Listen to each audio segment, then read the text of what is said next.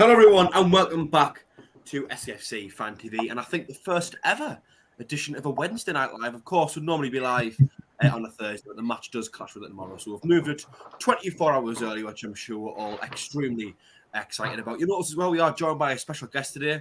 Gilesy, how you doing? Thanks for coming on. Oh, cheers, mate. Yeah, much appreciated. I haven't been on in a while and anyway. Nice to have you back on. Of course, down there in the bottom right-hand corner, our resident southerner, Jacob Kirkbride. Jacob, how's things?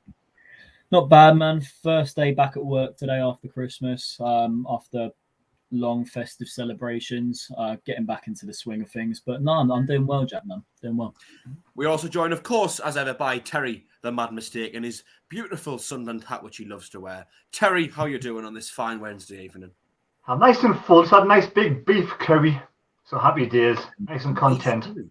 Beef curry. Got a turkey on beef. That's not two words I expected to hear when I woke up. Nice beef curry, Jalfrezi. That's nice. Well, nice. You know, to each to their own.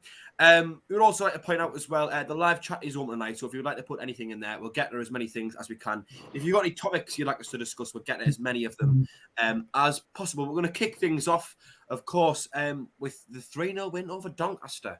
We didn't have to get out of second gear, quite an easy win, I think. It seemed we didn't have to put much effort in. Jacob, I'll start with you. What did you think? Good all-round performance, Jack, to be honest. I know Doncaster were very poor, to be honest, but listen, it's all about being professional and getting the job done, and I thought the lads done that terrifically. You know, it was really hard to pick out a man of the match, to be honest. I know Sky Sports, I think, gave it to Embleton in the end, or it might have been Pritchard, someone correct me in the chat, but yeah, it was really hard to pick out one. Gooch was terrific. Diaku on the other side there, left back, couldn't cope with him. Yeah. At the back, some solid performances as well. Callum Doyle, you know, just in terms of playing the ball out from the back, he was really composed, you know, doing well, communicating with his back line. The fact also, was it Winchester was missing as well, so was it Pritchard had to drop into a deeper role at times, which I thought he done really well. So yeah, great individual performances. And obviously I know right now it's a case of looking at, obviously, with the COVID situation, obviously players are doing tests before games, and there could be, we still got a really injury hit squad, but I think the players' professionalism right now in terms of getting the job done and putting in performances like that have been fantastic, and we can only give them a nice pat on the back, to be honest, Jack. They're doing really well. Yeah, I think you can only beat what's put in front of you. Is a phrase you can probably use to describe that game. Doncaster were no real threat at all. It was quite clear that was quite a deflated team. It was hadn't played in a while. They're doing awful this season, and it's a lot of, just to be honest, they're under 23s and players who've maybe kind of been on the scrap heap for the last few years getting an opportunity, and you could see it was far from a normal full strength Doncaster team. I know Doncaster haven't beat us since you've came down into League One for the second time, but yesterday was by far the easiest performance I've ever had against them. They normally at least give us a little bit of a game, and I just thought yesterday that they didn't really have anything about them at all. It's a shame to say, really, because I do quite like them as one of the League One clubs down here. But yeah, we didn't ever really have to put much effort. I don't think we just kind of cruised through the game. Just on what you were saying in terms of Pritchard dropping deeper, I almost felt as if at times we weren't really playing without formation. Yeah, we had defenders and forwards and wide players, but it didn't really seem as if there was a set structure to how we were playing. And I think one thing that really embodied that towards the end of the game was when Hume and Serkin were both on the pitch, and it didn't really seem like either of them were actually playing left back. Hume was really far central, and Serkin was really far up the left hand side. It didn't really seem as if any of them were in defensive areas at all. Giles, I'll go to you next. Do you agree? Fairly simple kind of win. Like Jake was saying, we didn't get out of second gear at all. It was very comfortable, professional performances. Display of what the lads done from the defence. When Hoffman was needed to be called upon, he was, which was very little. Like I say, the defenders, the three of them.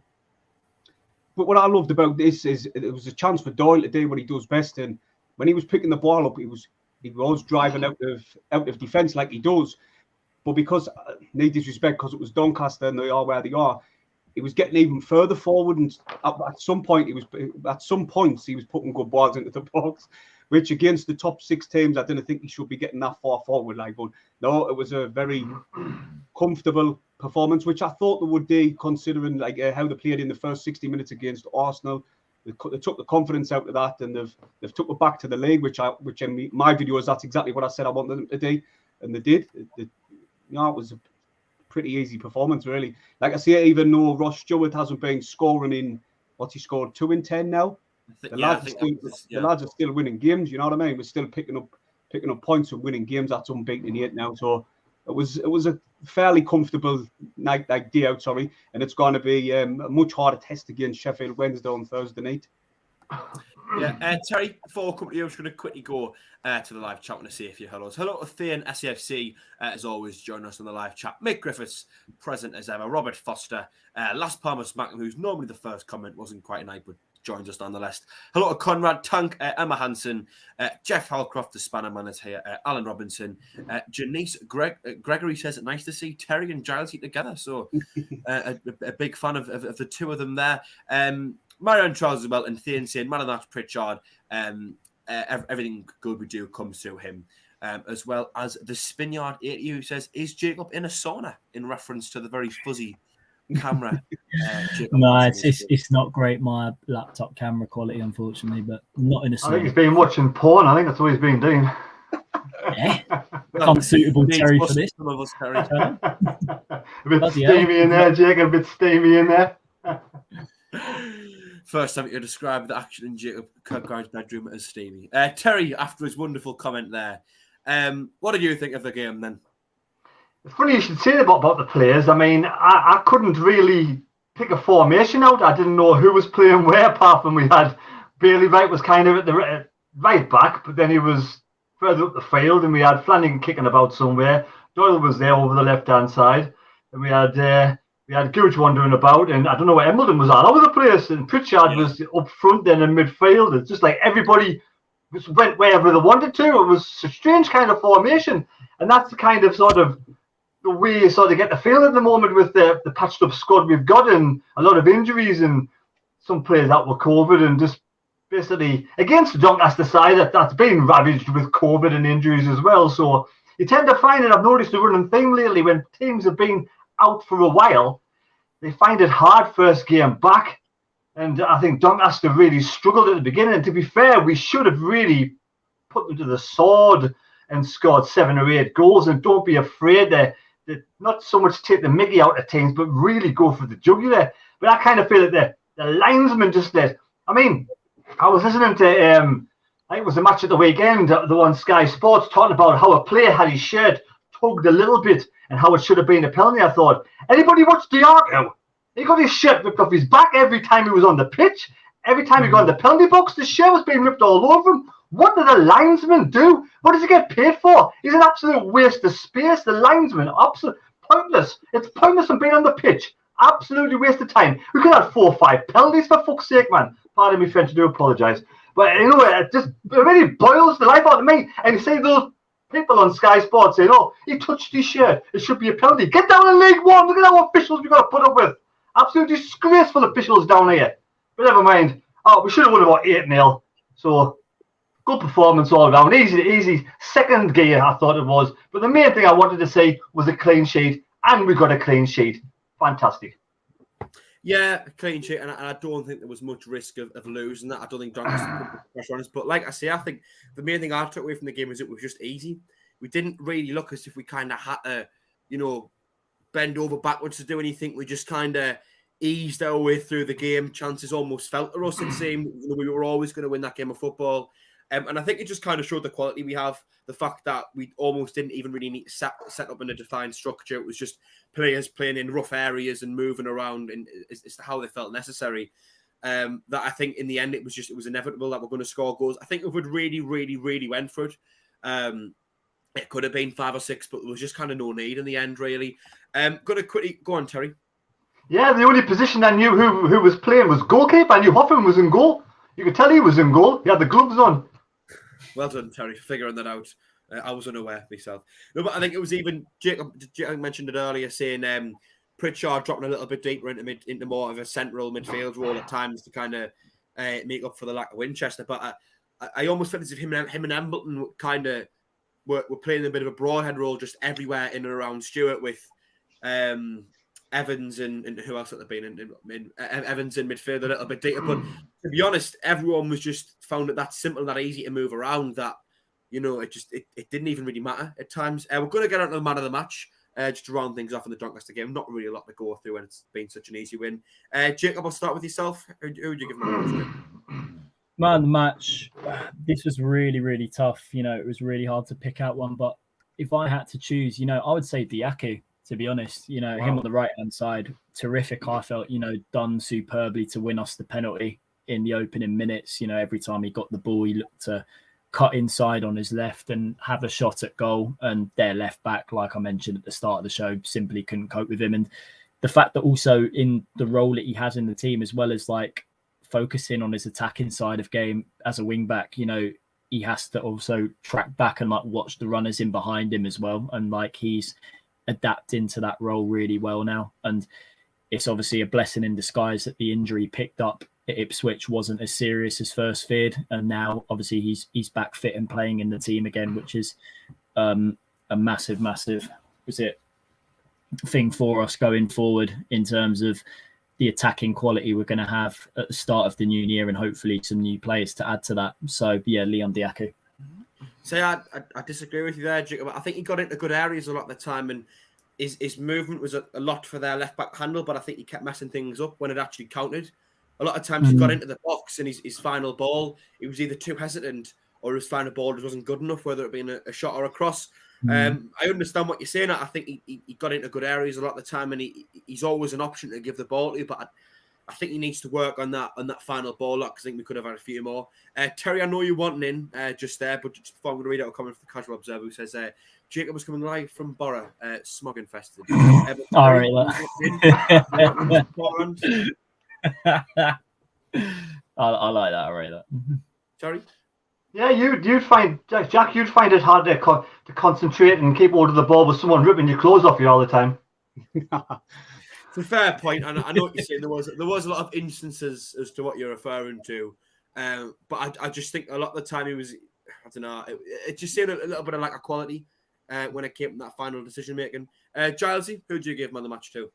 Well, I give it to Pritchard, me personally. You know what? He was all over the place. Like, he wasn't in one set position. He was drifting a lot to the left, to the right. He was literally getting himself everywhere. But with Pritchard, he started. I'm sure he came with injury. I'm not 100% on that, right? But I'm sure he came with pre-season. Well, I thought he had an injury and COVID, then an injury. But he had, like I say, he had COVID. He picked up an injury after that, and a lot of us were saying like, he's not really setting the world alight, but we didn't know the effects of what the COVID took on the lad. You know what I mean? But listen, game on game, he's getting better and better. He won every one-on-one, every loose ball. He was there, nipping at the players, picking up the loose. He literally was outstanding for me, and I 100% gave him man of the match. I know Elliot and Jacob says Diaco. You could have picked a few. That's the good thing about the Doncaster game. The full team put in a really good performance, but like I said, there was a few players for me who shone, and Pritchard just pipped it for me. Like, yeah, I mean Pritchard, who I give the man match to. There was a moment in the game, funnily enough, where he was out on the right hand side, and I think he'd won the ball back 2 or 3 times in a short amount of time, and I just kind of said quite loudly, like, "Oh, tell you what, Pritchard's had a class game today." And I don't know if you can remember, but he got the ball about a second later, went to put a cross in and just completely fell on his arse and just slipped over. Five people just turned around, looked at us, which was quite funny. But I thought he was just, but you know, is Pritchard a player who, I was criticised a little bit earlier in the season for just being anonymous a lot of the time. Yeah. I didn't really think he was imposing himself on games enough. He was passing them by a little bit. He was a bit weak on the ball, and he had, he had signs of being a good player. He clearly had a good touch, nice bit of movement, decent shot. He was lacking a real bit of creativity and something in the final third to really make us shine. But I think his game is less so about that final ball and more about everything else. He'll pick the ball up in a tight area and hold it and not panic. And, a few players will be around him and he'll just manage to hold on to it and pass it off to someone quite well, keeping possession, and eventually will create a chance. But he's starting as well to get himself on the score sheet a few times or set things up. I know he didn't actually get given, like, I don't think he got awarded the goal for the third one. I think I got given as an own goal. But even still, he did really well to convert that towards goal, did well to get in the position. I just thought he was here, there, and everywhere. Every time we needed him to just pop up somewhere, he was there. He was winning the ball back. He was linking play up excellently. I think he's really, really came on in the last few weeks. It might be, Giles, the having COVID or having injuries and just, that kind of getting over that and getting through that. Exactly. That's got him at that point. It affects everybody in different ways. Like some players are feeling the effects of it months later with chest problems, breathing. So we didn't really know how long he had the effects of the COVID, but he's starting to come really good now. And he is looking like, he's not there yet, but he is looking like the player he once was, 10, 15, 20, 12 million or whatever it was. He's not nowhere near them standards yet, but he is looking like a really good player, especially for League One. He's levels above, in my opinion. Like, yeah, I think if you got him in the right team, in the right form, he's a top-end championship player for him in those right moments. Do you think he's a bit of a confidence player as well, Giles? It's just something that I feel as if I'm starting to say at the moment. Well, do you know what? It's funny you should say that. I watched the interview with him. And he was talking about Lee Johnson's team talks, and it was when we got beat. I'm not sure which game it was. It was a away game, and he was talking about Lee Johnson's team talks, and he's saying there's only so much you can say, or something along them lines. And he just looked sapped of so much confidence. Where now, well, you seen him after the game with Elliot Embleton, where they were joking after the game, and it's just that's what we like to say, the camaraderie, the team spirit, and I think it's there now with them. Yeah, I think to be honest, a lot of the time it's just players of this level in League One. So often the reason that they're here, not the Championship, is because the confidence of the form players. I mean, even Gooch, someone who I give a lot of criticism to, but on his day can be outstanding. I think really and can really show potential of being of a higher level, but he doesn't do it anywhere near as consistent enough. And I think the player who sums it up mostly is Chris Maguire. On his day, unbelievable. He could win a game in a moment. He could create a chance out with nothing. He could have a full 90 minutes of being outstanding. But equally, you get certain games, 5 or 6 in a row, where you'd be forgiven for forgetting he was even on the pitch. I just think it's players of this level. It's why they aren't at the high level. Before I go to Terry, do you have you wanting in as well? Yeah, I think in terms of like the rest of our midfield players, I think they're now taking inspiration of how well Pritchard's playing. This is the Alex Pritchard we were hoping to see at the start of the season, and now he's slowly starting to be that player we thought we'd get at the beginning of the campaign. But I think the players are taking inspiration from that they can be reach those levels as well. Was it Embleton? Obviously the interview afterwards was class between him and Pritchard when the man of the match award was given out. That's what we want to see. That was it. Really good spirit in the dressing room, and it shows that the players are really playing for each other at the moment, and that is going to be vital going into the second half of the season. So all smiles right now. Terry, who's man of the match for you? Yeah, I like when people say, "Oh, he wasn't very good at the start of the season," but you try and having COVID, having an injury, you can't just bounce back and play a fantastic football straight away. It's going to take a few games to get yourself fit and shape, match fitness, confidence back. They're not machines, human beings. I've had COVID, I know what it's like. I'm not even an athlete, and I know what it's like to get back from that, trying to go for a run. When I got cold in the olden days, not as for maybe about a month before I got myself in decent shape again, I still wasn't even match fit. So you're saying the true Pritchard now, the player that was, is a different level from League One. Really, he's a championship player, isn't he? He's not really. He's a sort of middle of the table championship player. He's not a League One player, and that's what we're seeing now. A step above than what we've got. The man of the match, Embleton. I think it's his best game he's had for a while. I think since he got sent off against Gillingham, was it a 3-game ban he had? I think he's lost a bit of confidence since then. I think he might have been under the weather. I don't know, but he's come back slowly again, and it's a good sign now. We're getting Pritchard in full, playing really well. We get Embleton playing really well. We got Winchester who's playing really well. Hopefully he's back next match. And Dan Niles playing really well. So hopefully they all come together nicely. It's just a shame Broadhead's out. Otherwise we'd have a good little team coming together now. And even Bailey Wright sort of come back to his form that he's been missing over the beginning of the season. These last 6-7 matches being captain, he seems to be a different kettle of fish. But I'll give man of the match to Embleton. It's very difficult. We've all said different players. They've all played really well. Nobody kind of sorted deserves man of the match, but I'll give it Embleton. Yeah, I mean, he had a great start to the season, didn't he, really?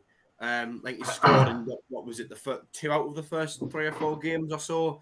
He scored a great goal against Wickham at home, and he seemed to be at the forefront of everything we did going forward. He was always linking things up and doing really well just behind Stewart, picking up the ball in the pockets and stuff like that. But maybe it was that red card at Gillingham, Terry, but they just seemed to become a certain point this season where he just dropped off and looked a bit uninspired, lacking a bit of confidence. His body posture was a little bit closed in and stuff. And I think that was the first time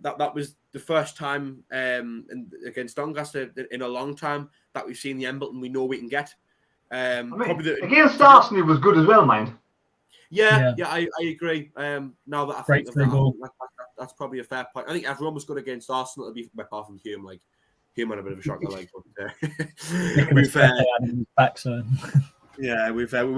been through that one. Him getting skinned 3 times against Pepe, but we won't blame him. You wouldn't see a handicap horse in the derby, put it that way. So let's face it, a different class altogether. Also, Terry, it's just a comment here from Jeff Hallcroft. I'd like to bring your attention to. What do you make of that? That's on screen now. Terry, over to you. Fire away. I said that on my live stream on Monday. I said the referee didn't really have a great lot to do. I thought he was all right. I thought he had a decent game. He seemed like a different level to the League One crap we normally have. It's just a shame that we had a load of shite on the touchline with the linesmen instead, you know. I'm even forgetting, why was Bobby Madley banned and kicked out the Premier League again? What was the reason? It was over something he said, I think. He did say something, but I forget what it was. Anybody know? I'm not sure. I think he got kicked out the Premier League and relegated to League One, so I thought he did all right. No, I was hoping for a big kick off there, because I know you're a bit unhappy about penalty decisions. Because I was hoping for. Well, that was just the linesman. I looked at the angle of the referee. He couldn't see the shirt being ripped off his back. The linesman was right there. The linesman can flag for an offside 60 yards away, but he can't fucking see Diageo getting his shirt ripped off. I mean, what's the rules in football? One rule for the Premier League, another rule for League One. It's piss poor, man. It is absolutely piss poor. Bit of a fact, Jack. The referee in the Donny game, was it Bobby Madley? He was the last referee we had when we won a Tyne and Weir derby. If you didn't know that. Wow. Didn't he send off one of the Newcastle players? Give us a penalty. Who's announced his retirement today. Wow. Was he? Midway through the season? No, for his Colaccini. Yes, I thought you were about Madley. Yeah. Yes, I've seen that. Well, in replacement of Michael Bowers, we now have a new stato, Jacob Kirkbride. So thank you for stepping up. Speaking of Michael Bowers, he actually put forward the next topic of discussion. So, of course, tomorrow, the whole point here, Sheffield Wednesday at Hope Morrow, sat 9th in the table, and something Michael brought up, probably due to COVID, they haven't played since December the 11th, which I think was the last time that Doncaster played as well before we played them. I'm just going to pass this round to everyone, really, and it's a question Michael asked us to ask tonight. Says, does that mean they'll be more fresh than us, or will we be more sharp than them? So, in other words, is it going to be an advantage to them or to us that haven't played in such a while? Terry? It can be fresh, but eventually they'll tail off. I mean, it was like Watford yesterday. Watford were the same boat. They went an early lead and they got smashed. Man U against Newcastle hadn't played for a while. Man U couldn't pass the ball in the first half against Newcastle. They were absolutely shocking. And the second half, they went much better. Doncaster against us, again, not very good. You can go on, the list goes on and on and on. This is the best time we could possibly want to play Sheffield Wednesday. It's our, we've got a great opportunity to keep our run going, break up their 12-match unbeaten run. It's the best possible time to play Sheffield Wednesday tomorrow. Very certain of his opinion there, the mad mistake. Jacob, what do you think? It's a tough. I mean, I know there's talk of, obviously, if you haven't played in a while, you've got more preparation going into games. But at the same time, like Terry mentioned, you want to have, recent football under your belt. And I think that can be a massive factor going into games within the Christmas period, particularly if you're a team playing with confidence right now, you just can't wait till the next game. And, I think tomorrow night, even though I think some of the fitness levels might be questionable, and I imagine they'll be assessing some players carefully in terms of not only for COVID, but also if they picked up any knocks against Donny, how fully fit will they be? But I think if we go with the same side, that started the game against Donny, I don't see a problem with that at all, to be honest. I think it will be a team full of confidence. I think it will be a team eager and ready to go, full of attacking power, that will go at Sheffield Wednesday from the off. So I don't see it being a problem in the slightest, to be honest. I think it's something that we can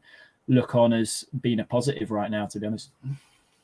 Yeah, I think it can be nice to have a short break of playing sometimes. I think the best way it works out is when a lot of teams are playing midweek and you don't. You've got a full Saturday till next Saturday without a game because you've not got that travelling. Obviously, if it's an away game, you've not got to prepare for one game, quickly rest and recover and prepare for another. You've got a full week of training and you're staying sharp. But I think, it's going to be the first game in 19 days. That's a long time to be out, especially if players, not been coming to training. Maybe they might have been given a bit of time off Christmas as well. They might have been tempted to have a few drinks or, break their diets a little bit. You never know. So I think it is going to be an advantage for us as well. Before I come to you, Jalsey, on this as well, I just want to say 93 people watching, 33 likes. So if you haven't already, please do give us a like. Just hit that thumbs up icon. It is free to do so. It won't take you. Just take you just a second. We'd like to try and get to 100 as well if we can on a Thursday or what is now Wednesday night, if we can do so as well. So that'd be greatly appreciated. And just a reminder as well, it is free to subscribe. So if you haven't done so already, please do that. You won't miss out on any of our future videos or streams. Giles, yourself then, do you think it could be an advantage or disadvantage that Sheffield Wednesday in a while? Personally, I think it's going to be an advantage for us because, the way they're playing with confidence, I think it was Jacob was saying, we want to get on to the next game because if your confidence is high, you just want to play quick, get the next game. And I think with having 19 days out, fair enough, there's a break where you can get players up to scratch and people who's not 100% get them up there. Well, I just my noise on the screen too, it. Like I was saying, 19 days I think is a bit too long of a break. We just played. Confidence is high. I think it's just only going to benefit us. And listen, we got battered off them 3-0 last time, didn't we? And I went to that game and it was horrible. So I think they'll be up for a little bit of revenge, and they want to wrong or right. And I think it's only going to benefit us with them having that 19 days, in my opinion. Yeah, I mean, I was at that game as well. I think it's one of the only games I've ever left early in recent times. I hadn't ate since breakfast, and there was a Burger King round by where the coach was parked. So I said, if there was 3 goals or more in it with 25 minutes left, we're going to leave early. Giles, were you on crutches, Jack? I was on crutches for that game as well. I'm sure I seen you at the game, but I wasn't 100% sure. I was getting that. You're not be on crutches. Over celebrating at Rotherham. Well, it wasn't Rotherham. For that one goal. But it wasn't celebrated. It was before the game had even kicked off. I went to move into the row behind because I was in someone else's seat. Went to move into the row behind, and in doing so, somehow managed to. I'm not entirely sure what I did. We believe I dislocated my knee, but we don't know. I am awaiting MRI scan results. But yes, well, Jack. Doing something to me knee and being. I've seen you play five-a-side football. I know how much you love your food. Why didn't you eat before after breakfast? Well, these are the problems, Terry, of working half days, not have much time to get to the coach and things like that. They make a bait night before. No, I didn't. Preparation. Well, family members could put a bait up for you or anything. Preparation isn't in my skill set, Terry. I do things very. Typical referee. I am a fantastic referee. We'll keep that away. But yes, of course, as Jazzy mentioned, we did get beat 3-0 the last time you played Sheffield Wednesday down at Hillsborough. It'll have been, November time? I think it'll have been around about then. We're going to do score predictions. Jazzy, we'll start with you. What do you think the score? Well, I think it's going to be a much harder test than Doncaster was, that's for sure. Last game, Barry Bannon, he run the show for Sheffield Wednesday, and I just think that, we play like we did against Doncaster. Confidence is high. They haven't played in 19 days, like you were saying. I've gone for a 2-1 Sunderland win. I think they will get a goal, but I think we'll win the game. Funny enough, the same one I was going to go with 2-1 Sunderland win. I think Sheffield Wednesday probably got a little bit too much going forward for us to, completely shut them off. I do think they get an opportunity, but I can just see us having a little bit too much quality in the final third, create plenty of chances, end up scoring twice. Jacob, yourself? Won't be an easy game. People would question their fitness at the moment, but yeah, I think if we just have the confidence we have from that Donny game, I think we should be all right. And I'm going to be. I've got confidence for tomorrow, and I'm going to say 3-0. 3-0. Jacob's going for same result as Doncaster, of course. And Terry, yourself, what's your score prediction? I think we need to go for it straight from the off. We really go for the jugular. I think we'll get 2 quick early goals and then we'll just probably settle for a 2-0 win. Can I also ask Terry as well, have you got your board prepared for the team you would play against? I don't need to, because exactly the same as it was on Monday, except if Winchester is fit, he replaces Evans. It's a fair point. I mean, you don't need to go with it is there somewhere. It's there, like, so. It's just nice to have it featured. You know what I mean? It's nice to just bring it in and show everyone Terry's bored. But I guess that is an interesting point of discussion. Saying I'm bored. I look a bit bored, don't I? I'll take what Jacob's talking. No comment. But yeah, it's an interesting point of discussion, really, Winchester. I mean, Giles, yeah, I'll start with you on this, really. But we completely dominated against Doncaster, especially in the midfield. And I think Evans had a decent first game back, which has had a little bit of a hit in this campaign so far. If Winchester's fully fit and ready to come straight back into the team, do you stick with a winning team or do you change it back up and bring him in?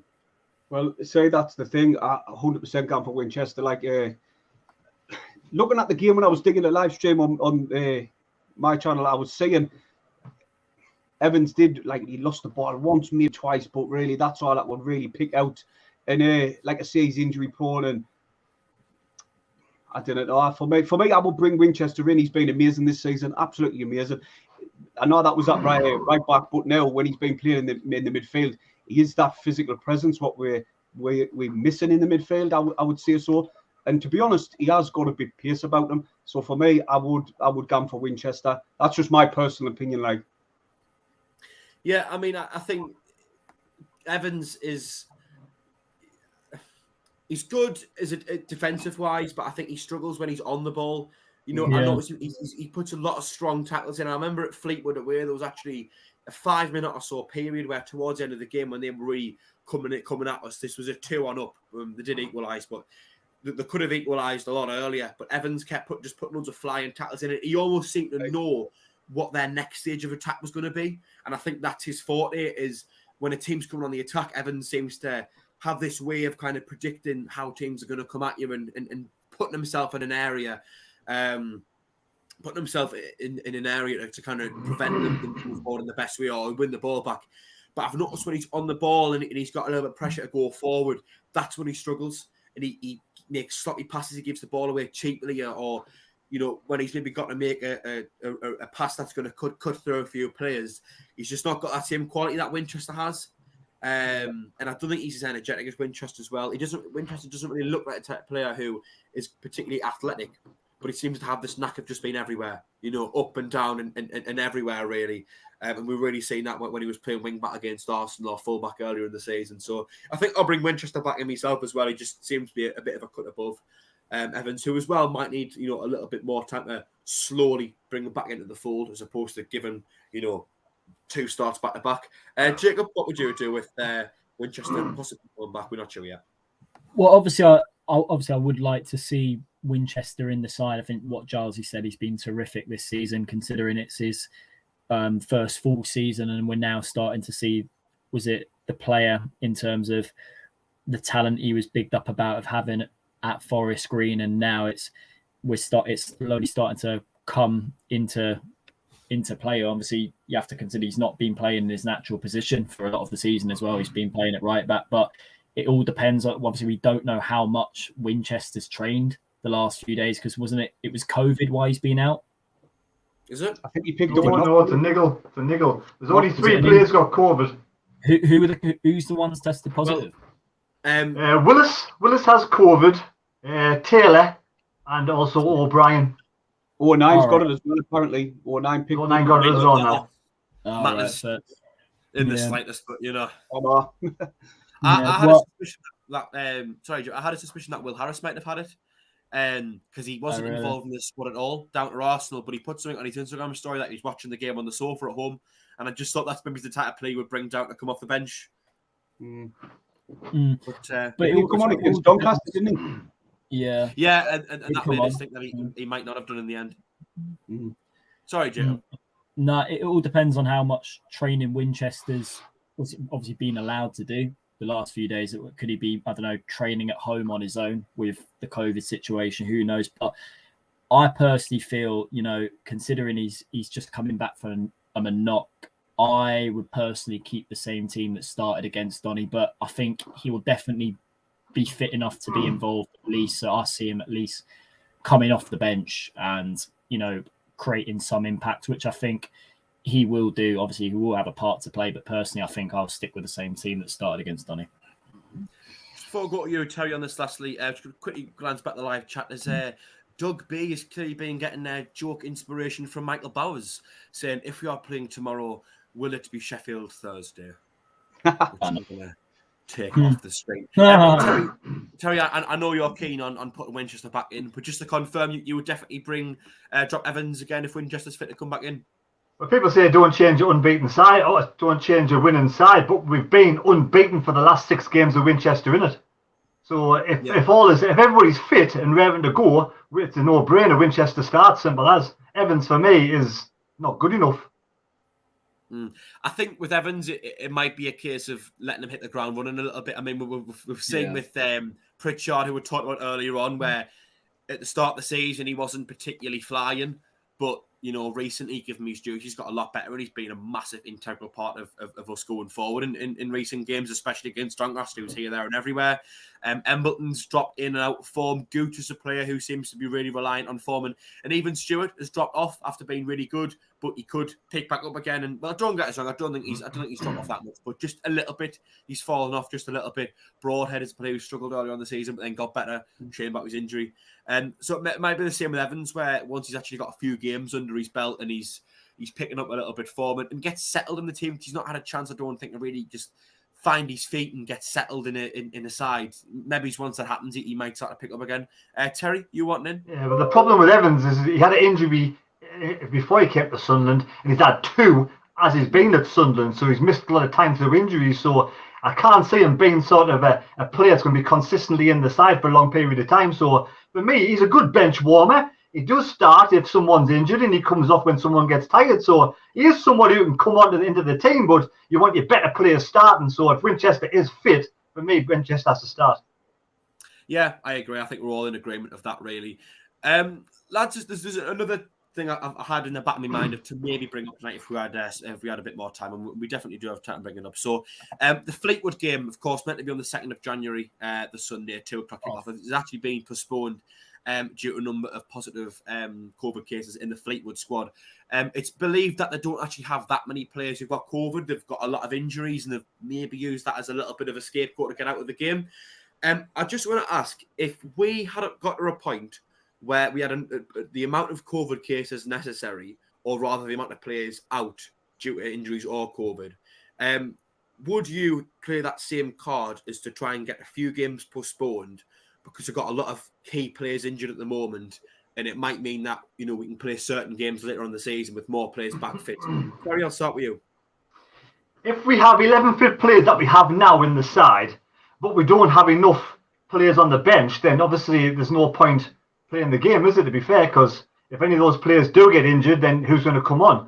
So it depends who we have available. But the way it is at the moment, we're in good form. We're playing well. The team seems to have some sort of purpose about it. Everyone's pulling the same strings, on the same wavelength, on the same going forward. I think there's no reason to stop games now unless we get, we do get 3 or 4 more COVID cases, and those cases are in the first team squad.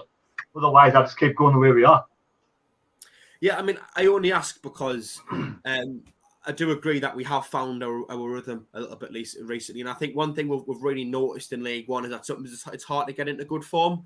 And when you get in good form, you really need to capitalise on it. And that's when you really love playing 2 games a week. Equally, when form's bad, the last thing you want is games. You want time off to reassess things and hopefully get, a bit of a lucky result like you did against Ipswich, which I think is really the 2-0 win at home, which I think has really kicked us on a little bit and inspired us a little bit. But with the amount of players who got out, it might be a little bit of a benefit if it did happen. There's a lot to talk about. I am going to sit on the fence myself because I don't actually know what I would do. Terry, I know you got your thing. I'll come to you in a second. But I only think as well because we've got Human, Sirkin and Evans, 3 players who are seem to no longer be injured but aren't quite match fit yet. Give them a couple of weeks to train a little bit more consistently. You never might be at the same level as the rest of the lads.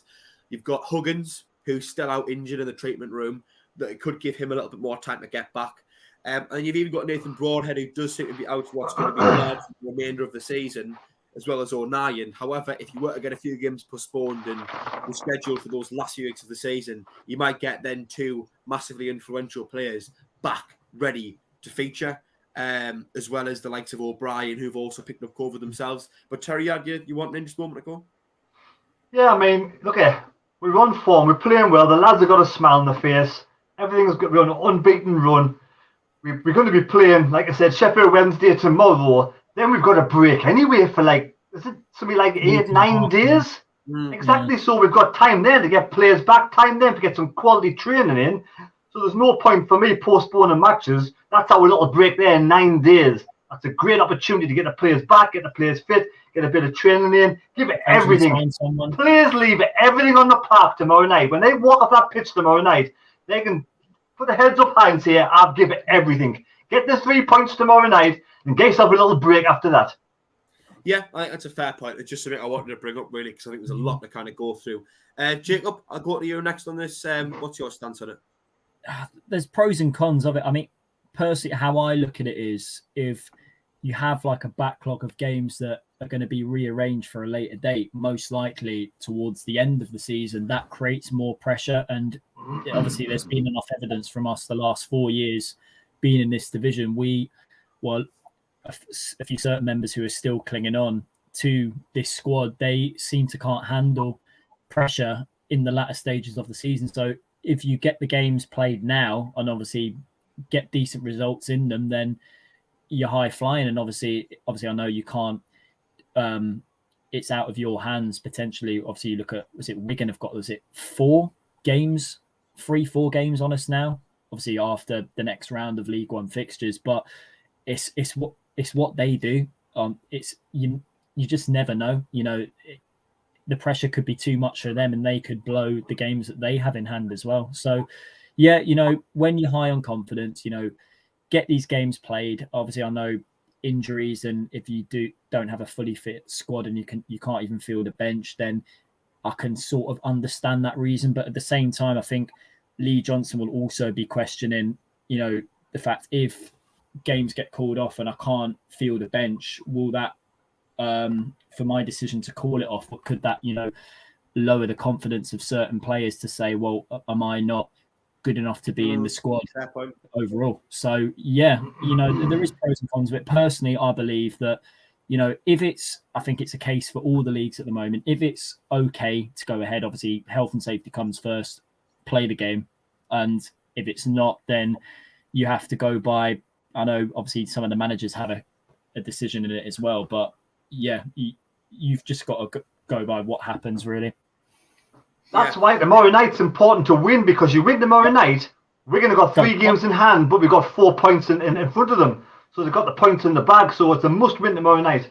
I mean, we've seen it ourselves where we've been in Wigan's position where we've had loads of games in hand, kind of like midway through the season, and they tend to get played kind of throughout February and March on those Tuesday nights. And sometimes you have a little stretch of the season where you are literally playing twice a week for at times up to like 2 months or so. And it's in that period where all of a sudden, if a couple of mistakes start to slip in, you get a little bit tired, you find yourselves in a bad run of form, confidence drops, everything goes.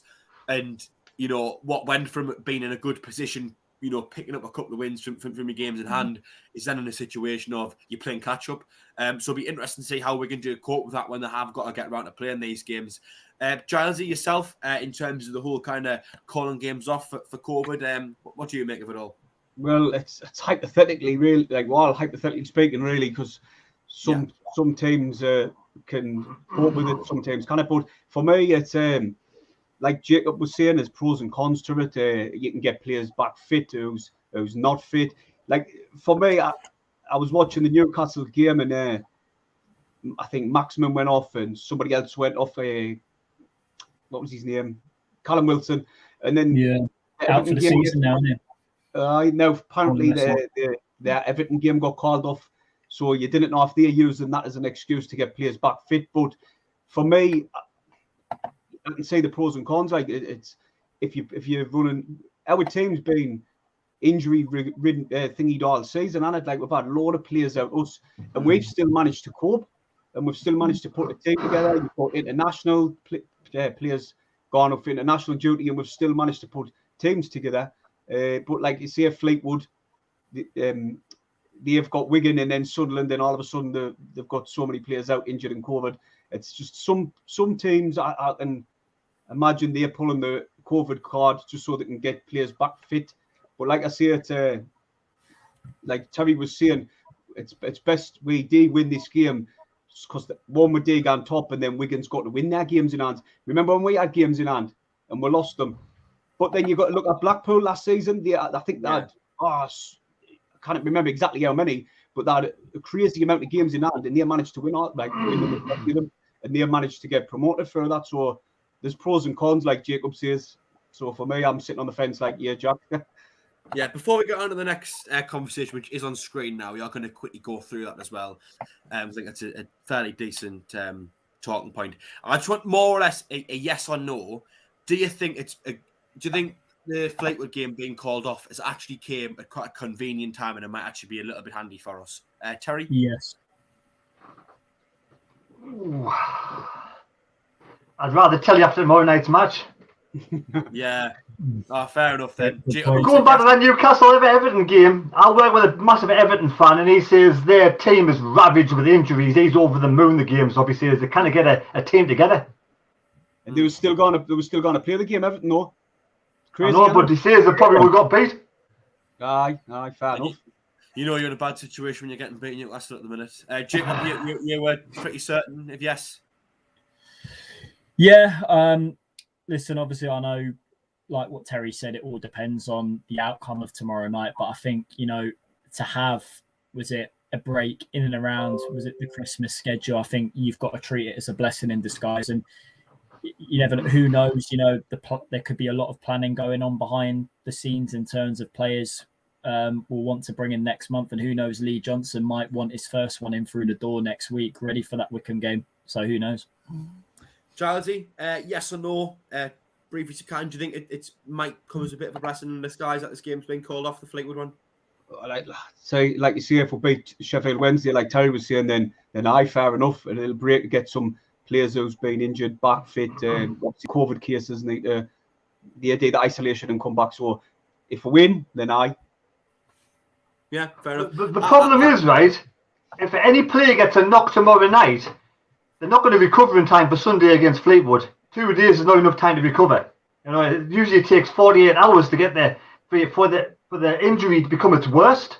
So you're not going to get back in time for Sunday. So to be honest, in hindsight, it's probably a blessing in disguise. I think there is a little bit of a blessing in disguise, because as much as we've talked about tonight, you never want massive breaks like 19 days, for example, which is what Sheffield Wednesday have experienced, because it just kind of ruins all of your rhythm and your fitness and your sharpness.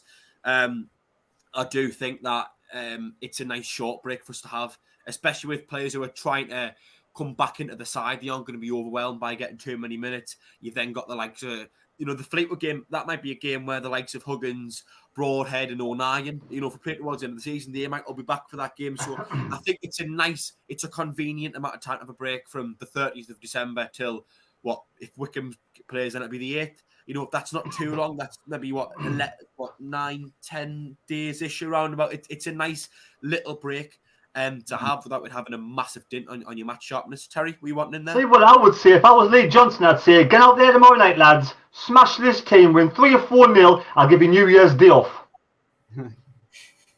Fair point. One thing as well, it was put earlier on the live chat. I did say earlier on, if you were watching the show, you did want us to go through any topics, then leave a comment. We'll get through them. And it was a comment made by, I have to find it first and foremost, Brian Gottner, who said, who are your top 3 to get rid of in January? Now, Casual Observer mentioned O'Brien, Alves, and unfortunately Broadhead as well. I think so far this season, there haven't really been that many disappointing players, I think it'll be fair to say. But a couple of players who are injured, a couple of players who maybe don't really fit into the team, or maybe they're on high wages. Gilesy, I'll start with you. So if there's 3 players you could choose to get rid of in January, who would it be? I'll quickly reel them off and then I'll tell you why. Denver Hume, Alves, and it was the last one I was thinking about there. It's just totally gone out of my head. But anyway, Denver Hume, simply the contract situation before the start of the season when he was there. He took so long signing that contract, and I didn't know. I didn't rate him as a left back. Circlin's my number one left back for me. Then you've got Huggins when he eventually does come back. I'm not sure. I think he was out for 3 months, was he? When he comes back, he can play left back and right back. So I just think he he's unwanted, unneeded for me. Alves hasn't had a chance basically. I feel sorry for the lad in a way, but then you've got Doyle, Wright, and Flanagan, who's been playing really well. So and he hasn't had a chance. So obviously then he's got the gun. And I can't remember my third one. I was gone. I'd like to come back to us, Jack. I totally forgot my third play. Just let us know when he's came back into your head. Before we go to Jacob or Terry, I just want to say as well, 116 people watching, and how many likes have we got? We've got 60 likes. So if everyone who's watching now hit the thumbs up icon, we would get to 100 likes for the end of the stream, which is what we always like to try and do on what is now Wednesday night live as well. I can see Giles. Remember his third player, so it's free to like. It'll only take a second to do so, and if you do subscribe as well, that's free to do so as well, and you won't miss out on any of our future streams or videos. Giles, the third player? It was O'Brien. I know I think a few might be upset by that. Like, I just feel as if the lad needs to have game and minutes under his belt, and he's not really getting them at the minute at Sunderland. I know I think he's got COVID now, but we got him from Millwall. He was supposed to be like playing as a striker, and it's just not worked for him. I know he's been playing in midfield at points, but for me, I feel as if he needs to just go into a new club and have a fresh start. I do like O'Brien, but I think it's a time he did move on for his own sake. Yeah, I think it'll be a little bit bittersweet to see O'Brien go, because I think for his career, it'll probably be the best thing. And as well, he doesn't really ever seem to have a massive impact on the side, but I've always really wanted his time at Sunderland to work out well for him, because I really respect his personality and his work ethic and his desire to just play anywhere. He's played at centre midfield at times just to get himself involved. Too many players have had through the doors in recent years, just haven't really put any effort in.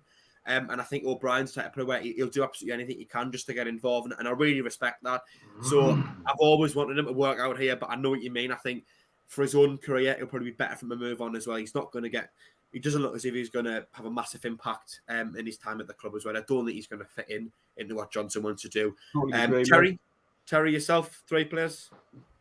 Well, it's not as easy as that, is it? I mean, we need to get players in first before we release players, simple as. So it depends who we get in. If we get a striker in, get rid of Kimberyoga. I mean, what's the point of having this lad at the team at Sunderland if he's never going to get a game? So 15 seconds a season is not long enough, really, is it? So we could do, if we get a good striker in, then obviously Kimberyoga goes. I mean, again, if we get 2 strikers in, then O'Brien can go. So it just depends who you get in. I mean, I want to keep them all until we get players in. Will Grigg get rid of his contract, sell him on to Rotherham or whatever, So there's other players out on loan. Do we really need Will Grigg to come back to Sunderland at any point? No. I think excluding Will. I think he's out of contract at the end of the season. I think excluding Will Grigg as a player, I would just say get rid of it any possible opportunity. I don't actually think there's anyone other than probably Frederick Alves who I would say definitely get rid of. Now, nothing against Alves himself, but I would imagine we are paying a cut of his wages to have him at the club. And if the lad just isn't going to play at all, there's no point in him having him here. He's just taking. Yeah, but what happens if we get injury? One of the centre backs get injured. What happens then? Who comes in apart from Younger? Oliver Younger to come in. Namalji's, on his way back to fitness. Any of those going to be better than Alves? For me, that. I mean, Terry. One thing I would say is the amount of injuries we've had in the last few weeks, and Frederick Alves hasn't been given a game. If he's not going to play in the last couple of months or so, then he's never going to play. The only way we get rid of Alves is if we bring another centre back in. But do we need a long season? I mean, do we need? I mean, the amount of injuries we had Gooch playing left back. We've had any number of players play right back, and Alves just hasn't really been given an opportunity. Even when we went 3 at the back, we've managed without him. So I just don't really ever see him playing. So why is he on loan? If that's the case, release him in January. If Lee Johnson doesn't like him or he's not putting a shift in, what something's going on in the background somewhere, isn't there? Well, there was also a case as well of Johnson said in an interview the reason Alves didn't travel. Where was it? I think was it to Doncaster, or was it was a recent game? But Johnson said the reason Alves was left out of the squad was due to, in his words, a disciplinary issue. Now, I assume that's maybe a falling out on the training ground, or maybe he's been late, or not sticking to what Johnson's been asking him. To be honest, I just don't think. I think we brought Alves in with the thought of he might be able to make some kind of impact, and he's turned up and he's just not been what we've been looking for. Gilesy, you were wanting in there before? Just like what just gone off what Terry was saying there, if there's any injuries, then obviously you can just go back to a flat back four and just two centre backs, and then like you say, Oliver Younger can come in. Lamaji's on his way back. He's meant to be really good centre back. So I think we probably would have cover in that position if we were wanting to send him back. Like you say, there's no reason for him to be here. He's not even getting used at all, which is a shame because he did look at kind of. I think he played for the under-23s. I'm not sure what game it was. Might have been when we played Man United. I'm not sure. We played the QPR match in the cup, didn't he? He did well with Burnley like that night. Brilliant. He did look a good player, but he's getting used far too little to be kept, in my opinion. Like anyway. I mean, if he has disciplinary issues, surely he can just get rid of his loan spell and get rid of him sending the back if he's not pulling his weight. I mean, I imagine it'll come to January 1st and he'll just get sent back straight away. I mean, to me, the one thing that really annoyed me was I think it was the Mansfield game, the FA Cup game. We had a perfect opportunity to give Frederick Alves a good run out. That was in a period of time when we were regularly conceding 3 or more goals. That was off the back of Sheffield Wednesday, Rotherham and Portsmouth. Mm-hmm. Defensively, we clearly had problems. We had an opportunity to give Alves a good run out, test him, see if he's good enough, and whether he is or he isn't, he might be able to come into the first team fold, the first team selection. We played him half a game at right back. He didn't really do anything wrong. All right, fair enough. He wasn't amazing. He didn't do anything brilliant, but he didn't really do much wrong. He was okay. And then we brought him off on half time, and I didn't really know why. And we kept other players on who'd been playing week in, week out at that point and been, part of a team that conceded loads of goals. So I just don't think Alves, I don't really see the point of him being here, to be honest. And it's nothing against him. I'm sure he'll go somewhere and have a decent career somewhere. But it just doesn't look like it's going to be at Sunderland, so I just don't think, for whatever reason, he's fitting into to whatever it is we're planning to do. Jacob, your 3 players, I don't think we've came to you on this, have we? No, one would definitely, what Terry mentioned before, if we have the chance to just pay out Will Griggs' contract now in order to free up some, because it'll be a dream, but I don't think Rotherham will buy him, to be honest. I just don't think that will be the case. So pay him out of his contract. Alves, obviously, I'm not the type of person, that says, we should send players back which hasn't worked, young players from the Premier League back, despite them not getting enough game time. I'm always willing to give them a fair chance. But if the manager doesn't fancy him, and obviously you've mentioned, but apparently there's disciplinary issues there, then, there's not really much point, particularly when you're down in these divisions, keeping them for the majority of the season when you need to bring in players in January. So, yeah, them two. And the final one's difficult. I mean, I know, obviously, Giles, he mentioned O'Brien, but if he goes and that creates more pressure to get strikers in, with Broadhead missing the majority of the season and one striker left in Ross Stewart. So I would say O'Brien, I think, will be kept, till the latter stages of the window, at least until we can get replacements in. And my final player, probably Denver Hughes. I mean, it's a straight, because we gave him a new deal. Was it after the window shut? Originally, for people 2 year, wasn't it? 2 year deal. Yeah, we offered him this new contract on a plate. Whether that was because Johnson thought the squad was still really thin and we needed another player in there to make up the numbers, or was basically Johnson just pressurized to offer him a new deal because he's been a loyal servant to this club. Does Johnson really fancy Hume, going forward? I personally think that Sirkin was purely brought in to replace Hume altogether in the side. So I think Hume, if an offer came in for him, which I don't think will, because I think, I think he has got faults in there. And obviously I don't think he's been the same player with the injuries he's had coming back from that. So if an offer came in for Hume, I think we will take it, but it all depends on just what players we can get off the wage bill. Only time will tell. Yeah, I think it's probably a discussion that we're better off having towards the end of the window and when we know who we can bring in. You know, I think Transfer live. there's a lot of players who maybe we could look to offload, but only when better players or players of the same quality come in. I've seen a few people saying maybe send a Broadhead back because he's going to be injured for a while, but you know, maybe keep him around if we can't sign anyone else. And the same with O'Brien. If we bring another forward in and maybe Broadhead looks like he might return at some point, maybe you could send them back. But until that point, you probably do want to keep him around.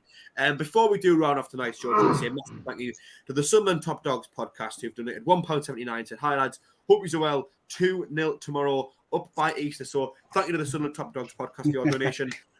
Much appreciated as ever. But lads, I think we're just about out of time, really. Gilesy, thank you for coming on. Thanks for being our great guest tonight. Have you had fun? No, mate, I loved it. I haven't been on in a while. You know what somebody said in the comments that I haven't been swearing much. I've been biting my tongue.